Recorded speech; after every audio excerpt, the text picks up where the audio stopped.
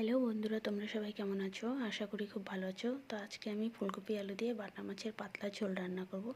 তার জন্য এখানে আমি আদা, জিরে আর পাকা লঙ্কা 3টে দিয়ে বেটে নিয়েছি, আর কাঁচা লঙ্কা 3টে চিড়ে নিয়েছি, একটা গোটা একটা টমেটো, আর মাছ ভালো করে কেটে দিয়ে লবণ হলুদ মেখে নিয়েছি।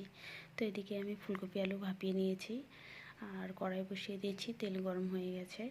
তো আমি সুন্দর করে একে একে মাছগুলোকে আমি লাল করে ভেজে নেব। তো মাছগুলোকে এবার আমি ছেড়ে দেবো তেলে। তো দেখো বন্ধুরা, মাছ ভাজা হয়ে গেছে। এবার মাছটাকে আমি নামিয়ে নিব।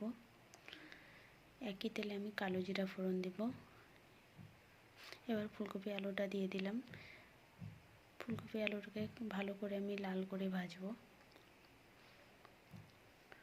লবণ দিয়ে দেব স্বাদ মতন, হলুদ দিয়ে দেব পরিমাণ মতন, ভালো করে নেড়ে নেব। টমেটো মশলা বাটাটা দিয়ে দিলাম,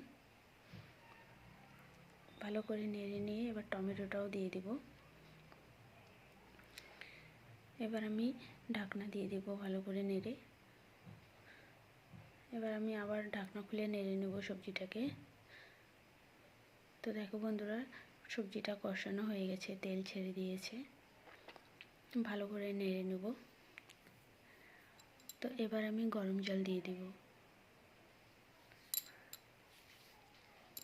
তোমরা একবার এভাবে করো, খুব ভালো হয়, সিম্পল একদম, কোনো অত মশলার ইসে নেই।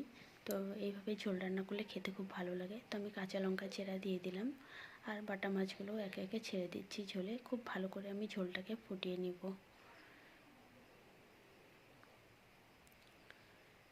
এবার আমি একটু জিরা ভেজে বেটে নিয়েছি, আমি জিরার পাউডারটা দিয়ে দিব। এই যে ভাজা জিরের পাউডার, এটা দিয়ে দিচ্ছি। এই জিরে ভাজা গুঁড়ো করে দিলে খুব টেস্টটা খুব ভালো হয়। তো ফাইনালি আমার রেসিপিটা হয়ে গেছে। তোমাদের এই রেসিপিটা কেমন লাগলো অবশ্যই কমেন্টে জানাবে। আর বন্ধুরা, লাইক শেয়ার কমেন্ট করতে ভুলবে না। আমার রেসিপিটা যদি ভালো লাগে তো চ্যানেলটাকে অবশ্যই সাবস্ক্রাইব করবে।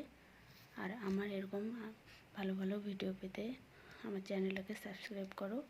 আর পরের ভিডিওতে আসছি আবার একটা নতুন রেসিপি নিয়ে। তো আজকের মতন এখানে বন্ধুরা, সবাই ভালো থেকো, টাটা, বাই বাই।